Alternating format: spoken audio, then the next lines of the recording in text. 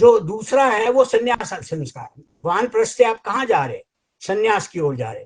यानी जैसे कहा कि पहला संस्कार, पहला और तीसरा और चौथे आश्रम तीनों का पालन जो करना है वो गृहस्थ आश्रम में करना है। और अगर वानप्रस्थी भी वन में है, सन्यासी भी वन में है, ब्रह्मचारी भी वन में है, तो प्राकृतिक वातावरण है, आयु लंबी होगी, स्वस्थ होंगे। इसलिए सन्यासी को कहा, सन्यासी जो है वो त्यागी है, तपस्वी है, संयमी है और निर्लिप्त है। देश प्रेम से वो विश्व प्रेम का समन्वय की ओर बढ़ता है, क्योंकि त्यजेत एकम कुलस्यार्थे ग्रामस्य अर्थे कुलम त्यजेत ग्रामम जनपदस्यार्थे आत्मार्थे पृथ्वी त्यजेत। फिर वो आत्मा की उन्नति के लिए, मानव मात्र के कल्याण के लिए कार्य करने लगता है। ये मात्र पितृ भगिनी कुटुंब इस प्रेम से विश्व प्रेम की ओर, मानव प्रेम की ओर बढ़ता है। पुत्रेष्णा, लोकेशना, वित्तेषणा ये सब समस्त खत्म हो जाती है और इससे ऊपर उठ करके संसार को एक करने का कार्य करता है और सभी कुछ अच्छा देखने की आदत होती है। क्योंकि सन्यास का अर्थ क्या होता है, सन्यास दो शब्दों से मिलकर है, सम और न्यास। सम का मतलब है बिल्कुल सम्यक, और न्यास का मतलब उतार फेंकना, यानी सब कुछ उतार फेंकना। सब कुछ उतार फेंकने का मतलब ये नहीं है कि कपड़े उतार कर फेंकना। सब कुछ उतार फेंकने का मतलब है सारे लगाव के बोझ को उतार फेंकना। इसका एक दूसरा अर्थ भी है। सम का अर्थ है समान और न्यास का मतलब विश्वास, आस्था, यानी सभी का विश्वासी। तो सन्यास का अर्थ जो है सिर्फ घर बार छोड़ना नहीं है, बल्कि राग छोड़ना, द्वेष छोड़ना, मोह छोड़ना, ममता छोड़ना, ये सब कुछ है। ब्रह्मचर्य जो है वो वृद्धि अवस्था है, वो अन्वय अवस्था है। इसमें व्यक्ति अपने लिए सोचता है, अपने खाने पीने के लिए सोचता है, अपने ज्ञान ग्रहण करने के लिए सोचता है, अपने पढ़ने के बारे में चिंतन करता है। लेकिन ये सिर्फ ब्रह्मचर्य में है।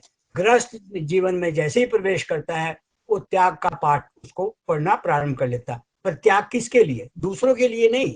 यहाँ त्याग है अपने सुख का त्याग, अपने आराम का त्याग, अपने ऐश्वर्य का त्याग, अपने उपभोग का त्याग, अपने बच्चों के लिए, अपनी संतान के लिए।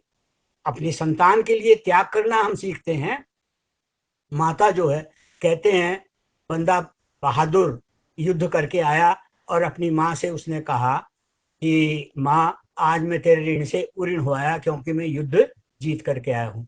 माँ ने कहा बेटा आज मैं तेरे साथ सोऊंगी। उसने कहा माँ मैं अब तो इतना बड़ा हो गया, तो मेरे साथ क्यों सोएगी। उसने कहा नहीं, माँ के लिए तो बच्चा हमेशा बच्चा रहता है, जितना मर्जी बड़ा हो जाए।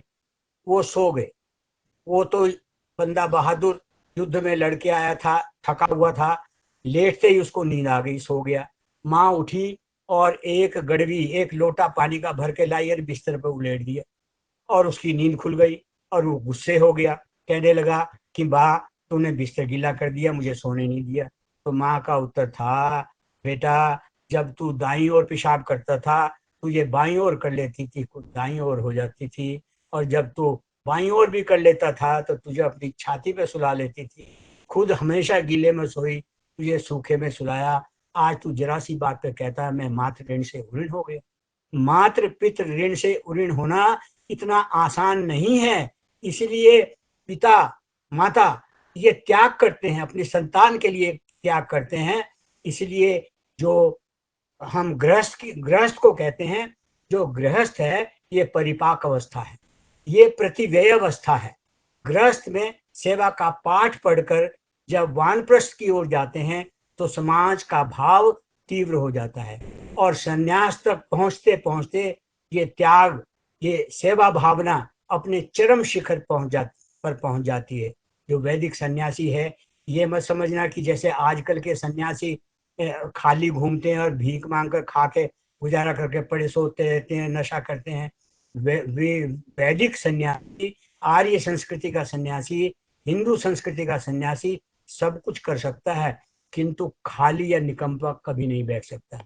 क्योंकि ऋषि मुनियों ने चारों आश्रमों का नाम ही आश्रम रखा है कि में आ श्रम करें, वानप्रस्थ में आ श्रम करें, सन्यास में आ श्रम करें, मेहनत करें, क्योंकि बिना मेहनत के कुछ नहीं है। तो गह कर्मसु कौशलम, कर्मों में कुशलता, यही यही योग कहलाता है। इसलिए उसका लक्ष्य हमेशा सर्वे भवन्तु सुखिनः है, क्योंकि अब सन्यासी जो है विश्व नागरिक बन गए।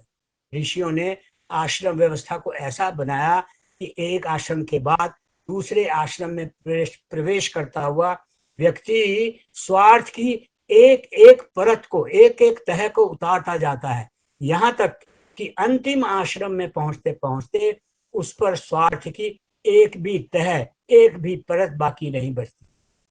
आश्रम प्रणाली इस बात का प्रमाण है कि समाज में स्वार्थ को कम करते करते करते करते इतना कम कर दिया जाता है कि वो स्वार्थ शून्य में बदल जाता है।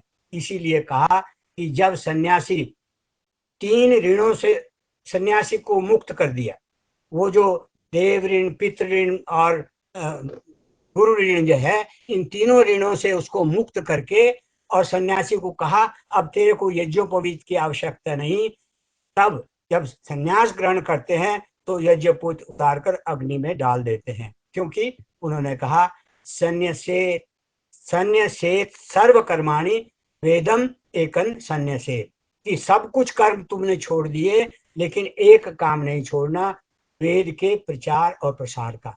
तो सन्यासी का मतलब ही यही है कि सन्यासी को अब यज्ञोपवीत की आवश्यकता नहीं है, क्योंकि उसने तीनों ऋण से अपने आप को ऋण कर लिया है।